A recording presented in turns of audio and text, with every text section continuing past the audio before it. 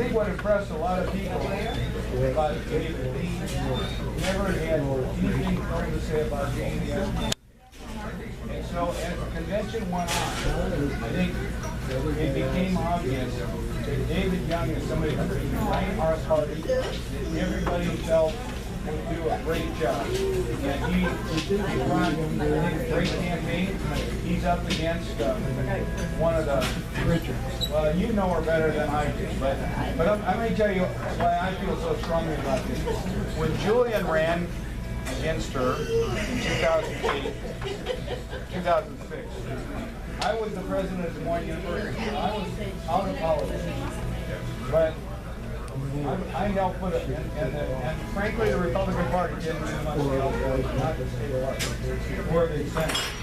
But I helped put a fundraiser together for Julian and contributed to his campaign. And I know how hard he worked and how all the door-to-door and all the yard signs and everything that he did. She outspent him about, what, 8-1? So, by a huge margin. And right at the end of the campaign, you know the kind of guy he is. Well, decent, hardworking, honorable person. And she ran and sent this postcard out that called him a shark. Now, anything could be more inaccurate and unfair, but that's the kind of campaigns that she runs. You saw that in her Senate campaign about 4 years ago also. And so that is not the kind of person that you want to have representing Warren County or representing this congressional district. What a conflict.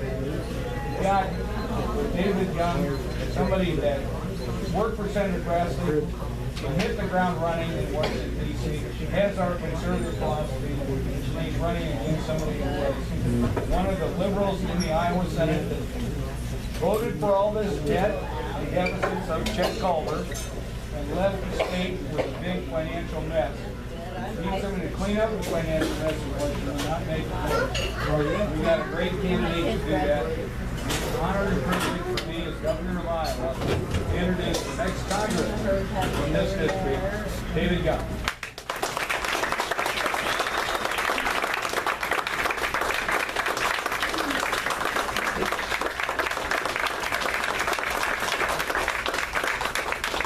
Thank you, you're so kind. Let me tell you about this governor. The hardest working, most effective governor in this country. And look what he's doing for Iowa. Iowa is the model, and his leadership is the model well. And Julian, Stan, thank you for your service in our state legislature. This is why Iowa is doing so well. Another reason why Iowa is doing so well, look in the mirror. Iowans are just wired to work hard. Sometimes tough is tough, and tough's not impossible. Done every day. Just do what's right, despite the opposite. I'm a sixth-generation Iowan. My family came out from Germany in 1881, and they settled near Verina and Newell in Pocahontas County. And they came out for opportunity. Those God-given rights enshrined in our nation's most sacred documents. And they worked the farm, they worked on the railroad, they built the church. They came down to Dallas County, Van Meter. My grandparents had Young.Brandstad married. My mom and dad met in junior high. Eventually got married, and my brother, my sister, and myself lived just a typical gray small town life family. 4-H, Little League, involved in church. Warren County is very special to me. For 5 years, I went to church camp here at Wesley Woods in Lake Quad, where I had my spiritual awakening and met the Lord. And it was very special to me. This county is very special. Was Stan Weirson in charge of the Yes, he was. Exactly was. I know Stan very well. Yep. You bet. Eventually, I went to Drake University and worked around Des Moines after for a little while, and started seeing my paycheck, like a lot of you see, and you wonder who FICA was, getting some of your money, and you start caring more and more about where your tax dollars go.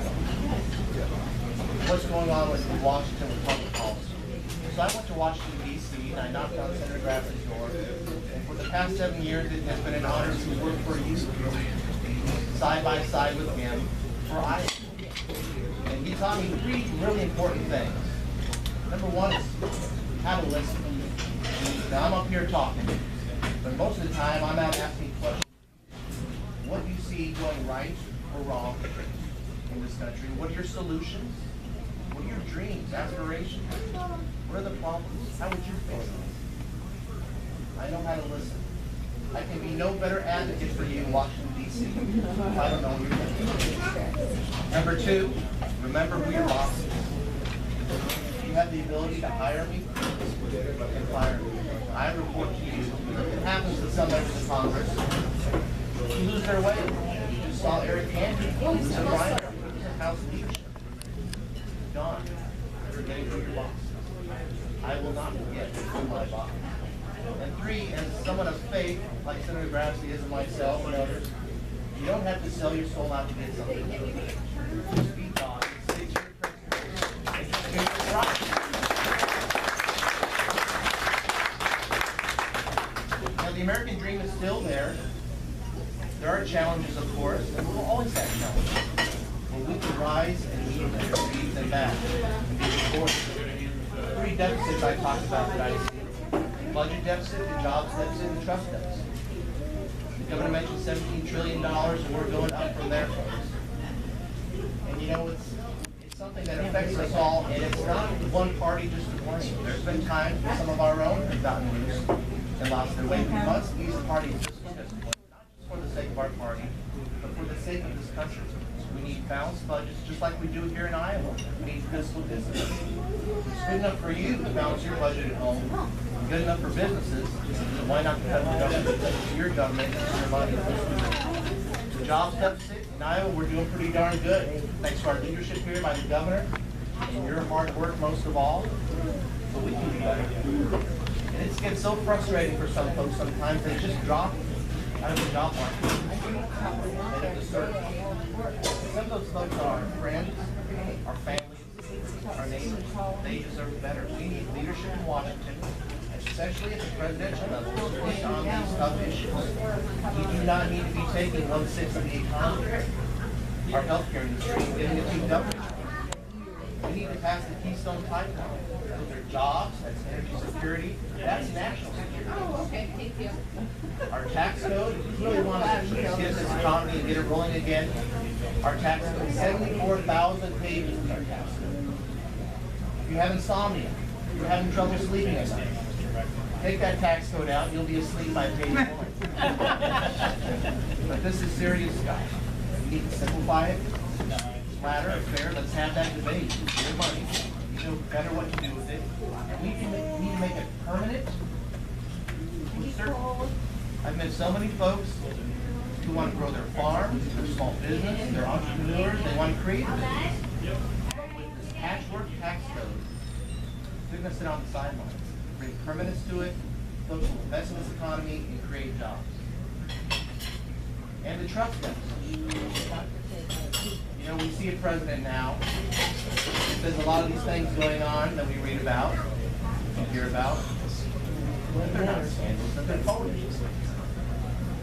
These are real. What happened to our veterans in the Veterans Administration, that's real. It's not phony. Talk to their families. They'll tell you the truth. Benghazi, those 4 patriots that died, their families know that that's not phony. Fast and Furious, our nation, our government selling guns to drug lords in Mexico, coming back to kill one of our own, that is not phony. That is real. You know, Senator Grassley taught me constituent service is something I'm going to prize myself on, to be at your service. I'll vote. But when there's gridlock, there are tools out there that you can use, tools of oversight and investigations to keep this government accountable. Any government, Republican or Democrat, it's your tax dollars. It's your government. It seems like you've been working for the government. The government needs to work for us. Now with these challenges, I'm an optimistic person. I'm a happy warrior along with these folks. We can unite together, band together, and do what's right, and overcome these things. Our nation has been through many, many challenges. The founding of this nation, getting away from the crown in England, Civil War, World War II, Great Depression, delays of the 70s, 9/11, we can do this again. You just got to do what's right. Despite what other people say, do what's right, stick to your core values, and check in with your bosses in Washington, in Iowa. I will not be a stranger. You'll see me in your community a lot. And I'm giving out my direct cell phone number. I'm going to give it again, even with the cameras on. 515-371-5669. Call me anytime. I work for you. Thank you so much. We have to win this race. I'm proud to be on this ticket with the governor, Bill Northey, Sam Clovis, Lieutenant Governor, and Joni Ernst. We can do this. We will do this. Mr. Butler and all the folks here running the legislature, we will do this. And it will keep America strong and preserve this constitutional republic. Thank you.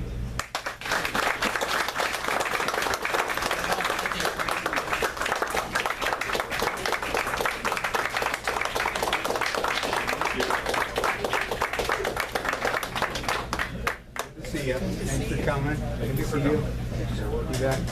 Hi. How are you? Hi. Good to see you. How you doing? Good. Good. Hi. Terry? Hi. Big, beautiful, blue eye. Hi, how are you?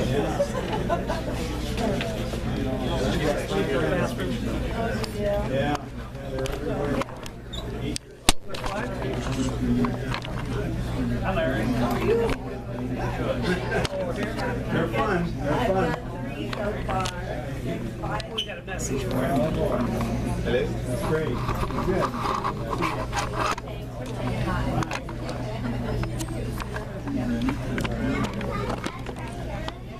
I have a small.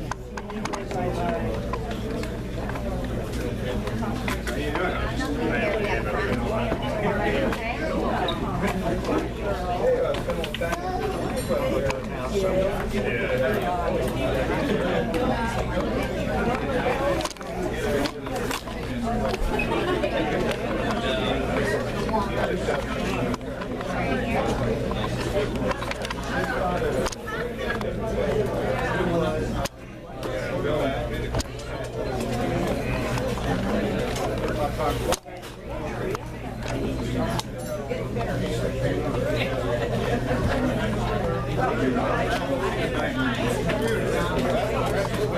I was team.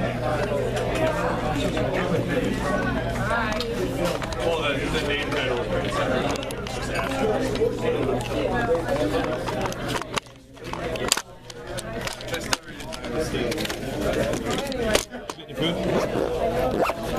What's up, Anthony? From 3rd to 5th. What? From 3rd to 5th. Good job.